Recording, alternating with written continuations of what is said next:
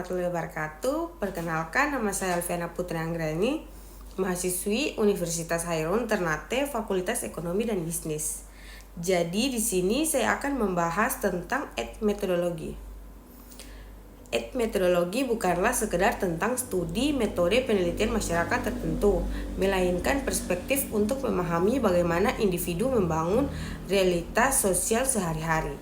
Secara harfiah, metodologi memang terdiri dari kata etno yang merujuk pada kelompok masyarakat dan metodologi yang berarti ilmu tentang metode. Namun, fokusnya bukan pada kelompok masyarakat tertentu, melainkan pada metode yang digunakan tiap individu untuk memahami dan menjalankan kehidupan sosial mereka. Paradigma ini dikembangkan oleh Harold Garfinkel. Metodologi meneliti bagaimana individu secara aktif menciptakan dan memakai keteraturan sosial melalui interaksi sehari-hari.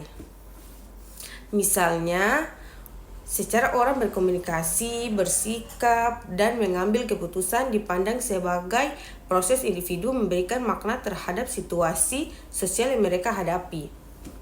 Jadi, metodologi lebih tertarik pada cara pandang pelaku itu sendiri terhadap struktur sosial yang sudah ada. Peneliti metodologi akan mengamati bagaimana individu memberikan arti terhadap percakapan, peristiwa, dan perilaku sosial lainnya dalam kehidupan sehari-hari mereka. Pemahaman metodologi. Metodologi adalah studi tentang bagaimana individu menciptakan dan memahami realitas sosial dalam kehidupan sehari-hari. Ini bukan hanya tentang metode penelitian, tetapi juga tentang cara pandang untuk memahami dunia sosial. Bagaimana individu membangun makna dan keteraturan sosial melalui interaksi.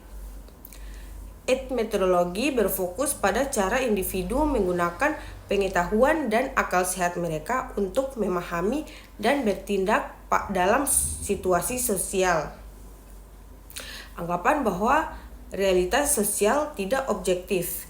Metodologi berpendapat bahwa realitas sosial tidak dipaksakan dari luar, tetapi dihasilkan dalam dinegosiasi oleh individu dalam interaksi mereka. Metode penelitian metodologi menggunakan berbagai metode penelitian kualitatif seperti observasi partisipan, wawancara mendalam, dan analisis percakapan. Metodologi dapat digunakan untuk mempelajari berbagai fenomena sosial seperti interaksi sehari-hari, bagaimana orang berkomunikasi, bertukar informasi, dan membangun hubungan dalam interaksi sehari-hari. Institusi sosial, bagaimana institusi sosial seperti sekolah, rumah sakit, dan tempat kerja dibentuk dan dipelihara oleh interaksi individu. Perubahan sosial, bagaimana perubahan sosial terjadi melalui interaksi individu dan reinterpretasi makna sosial. Tujuan metodologi.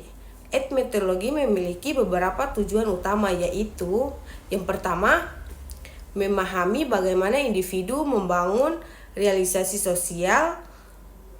Metodologi bertujuan untuk memahami bagaimana individu secara aktif menciptakan dan menafsirkan makna dalam interaksi sosial mereka. Yang kedua, mengungkap asumsi dari praktik yang mendasari kehidupan sosial.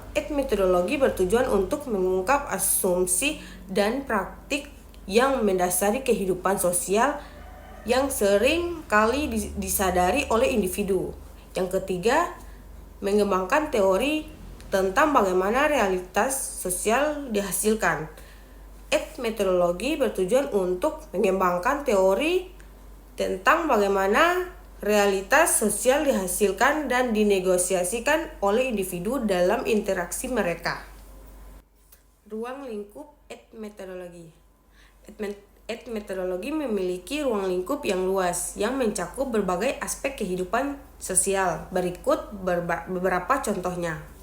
Yang pertama, interaksi sehari-hari. Etnometeorologi dapat digunakan untuk mempelajari bagaimana orang berkomunikasi, bertukar informasi, dan membangun hubungan dalam interaksi sehari-hari. Contohnya, bagaimana orang menyapa satu sama lain, bagaimana mereka memulai dan mengakhiri percakapan, dan bagaimana mereka menggunakan bahasa tubuh untuk menyampaikan makna. Yang kedua, institusi sosial. Etnometeorologi dapat digunakan untuk mempelajari bagaimana institusi sosial seperti sekolah, rumah sakit, dan tempat kerja dibentuk dan dipelihara oleh interaksi individu. Contohnya, bagaimana guru dan murid berinteraksi di kelas, bagaimana dokter dan pasien berinteraksi di rumah sakit, dan bagaimana karyawan dan atasan berinteraksi di tempat kerja. Yang ketiga, teknologi dan komunikasi. Etnometeorologi dapat digunakan untuk mempelajari bagaimana orang menggunakan teknologi dan bagaimana teknologi mempengaruhi interaksi sosial. Contohnya, bagaimana orang menggunakan media sosial untuk berkomunikasi, bagaimana mereka menggunakan teknologi untuk menyelesaikan tugas, dan bagaimana teknologi mengubah cara orang hidup dan bekerja. Metode analisis data etnometeorologi. Etnometeorologi menggunakan berbagai metode untuk menganalisis data, antara lain yang pertama, analisis percakapan.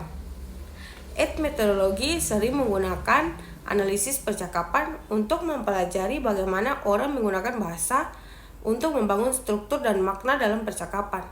Yang kedua, observasi partisipan. Etnometeorologi juga menggunakan observasi partisipan untuk mempelajari bagaimana orang berperilaku dalam situasi sosial. Observasi partisipan melibatkan penelitian yang mengamati dan berpartisipasi dalam kegiatan sehari-hari orang yang mereka pelajari. Yang ketiga, analisis dokumen.